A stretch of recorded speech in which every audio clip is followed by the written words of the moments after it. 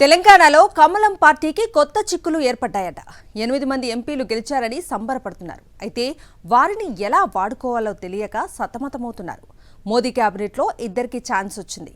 మరో 4 కూడా మంత్రి పదవులను ఆశిస్తున్నారు. కానీ వారికి అవకాశాలు కనిపించడం లేదు.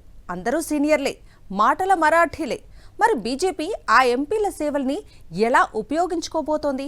అసలు ఎంపీలు ఏం ఆలోచిస్తున్నారు? పార్టీలో వారు కోరుతున్నదేంటి? వాసెస్ తెలంగాణలో అధికారంలోకి రావాలని ఆశించినప్పటికీ బీజేపీ నేతల ఆశలకు సాధించిన విజయానికి సంబంధం లేకుండా పోయింది. అయితే పార్లమెంటు ఎన్నికల్లో మాత్రం 8 సీట్లు దక్కించుకొని గతం కంటే రెట్టింపు స్థానాల్లో గెలిచామని సంతృప్తితో ఉన్నారు కమలనాథులు. మొత్తానికి బీజేపీ తెలంగాణ నేతలు మంచి జోష్ మీద ఉన్నారు. గతంలో కేంద్ర మంత్రిగా ఉన్న కిషన్ రెడ్డి మరోసారి మోదీ కేబినెట్లో తన బెర్తును నిలుపుకున్నారు. గతంలో అధ్యక్షుడిగా పనిచేసిన కరీంనగర్ ఎంపీ బండి సంజయ్కి కూడా కేంద్ర మంత్రి పదవి వరించింది. అయితే సీనియర్ నాయకులు పాలమూరు ఎంపీ డీకే అరుణ, మల్కజ్గిరి ఎంపీ ఈటల రాజేందర్ కేంద్రంలో మంత్రి పదవి ఆశించి భంగపడ్డారు. కేంద్ర మంత్రి పదవి ఎలాగూ దక్కలేదు. పార్టీలో అయినా మంచి పొజిషన్ దక్కుతుందా లేదా అనే అనుమానాన్ని డీకే అరుణ, ఈటల రాజేందర్ వ్యక్తం చేస్తున్నారు. కేవలం ఎంపీగానే 5 ఏళ్లు గడిపేయాలా అనే సందేహం వారిని వేధిస్తోంది. పార్టీ ఏదైనా బాధ్యత అప్పగిస్తే ఆ పనిలో నిమగ్నమవుతామని ఎంపీలు చెబుతున్నారు. అయితే పార్టీ ఎలాంటి బాధ్యతలు అప్పగిస్తుందనే దానిపై మంత్రి పదవి దక్కని ఎంపీలు ఆలోచిస్తున్నారు. వీరిద్దరి కన్ను రాష్ట్ర పార్టీ అధ్యక్ష పదవి మీద కూడా ఉంది.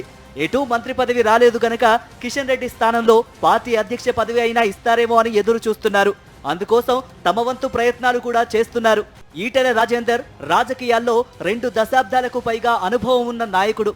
తెలంగాణ రాష్ట్ర ఉద్యమంలో చురుగ్గా పాల్గొనడంతో పాటుగా రాష్ట్ర మంత్రిగా పనిచేసిన అనుభవం కూడా ఉంది. ఈటల అనుభవాన్ని బీజేపీ ఎలా వినియోగించుకుంటుందనే దానిపై ఇప్పుడు ఆసక్తికరంగా మారింది. రాష్ట్ర పార్టీ పగ్గాలు బీసీలకు అప్పగిస్తారనే ప్రచారం నేపథ్యంలో ఈటలకు పార్టీలో ప్రాధాన్యత దక్కుతుందనే చర్చ సాగుతోంది. మహబూబ్ నగర్ నుంచి ఎంపీగా గెలిచిన డీకే అరుణ 3 సార్లు ఎమ్మెల్యేగా, ఓసారి ఎంపీగా గెలిచారు. ఉమ్మడి రాష్ట్రంలో కాంగ్రెస్ ప్రభుత్వంలో మంత్రిగా పనిచేసిన అనుభవం ఉన్న నాయకురాలు. మరి కేంద్ర కేబినెట్లో స్థానం దక్కని నేపథ్యంలో పార్టీ డీకే అరుణ సేవల్ని ఎలా వినియోగించుకుంటుందో చూడాలి. నిజామాబాద్ నుంచి 2వ ఎంపీగా గెలిచిన ధర్మపురి అరవింద్ రాష్ట్రానికి పసుపు బోర్డును పట్టుబట్టి సాధించారు.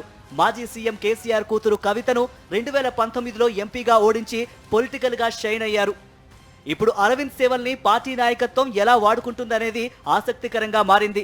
జర్నలిస్ట్గా, టీచర్గా, అడ్వకేట్గా పనిచేసి రాజకీయాల్లోకి వచ్చిన రఘునందన్ రావు 2021లో దుబ్బాక ఎమ్మెల్యేగా గెలిచారు. తాజాగా మెదక్ ఎంపీగా గెలిచారు.